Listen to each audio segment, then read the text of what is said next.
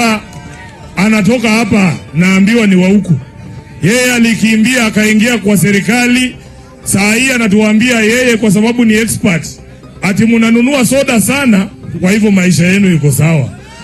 Ati nyinyi mnakunywa Fanta 2 kila siku. Watu ya Sindo walituambia hapa Homa Bay, kwa sababu muko ndani ya broadbase, barabara zote zimewekwa lami. Bwana, tumekula vumbi leo, tumekula vumbi sawa. Kumbe huku wakati watu ya Olkalau wanapewa vitu mzuri, kila mtu anatoka na transformer, kila mtu anatoka na mtungi ya gas, nyinyi mnakula vumbi tu kama sisi kule Western. Hakuna tofauti yoyote ambayo mumeona ndani ya hii serikali. Lakini tunaambiwa yule mweka pesa ya Kenya inalala hapa Sindo. Nyinyi mumeona hiyo pesa? Mumeona hiyo pesa? Nataka niwaambie asanteni sana kwa muda wote ambao mmetushikilia tukiwa viongozi ndani ya chama cha ODM. Na tumekosana na watu ndani ya ODM kwa sababu moja peke yake. Mheshimiwa Raila Amolo Odinga wakati alitaka kufanya mkataba na chama cha UDA alisema Sifuna ndio mwenye kuandika hiyo mkataba.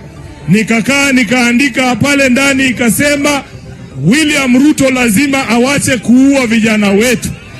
Sasa ndio mjue siku shida zangu zilianza. Polisi walikuja hapa Homa Bay wakachukua kijana anaitwa Albert Ojwang, wakampeleka Nairobi kwa sababu ya kupost kitu kwa Facebook, wakampiga wakamuua ndani ya cell pale Central Police.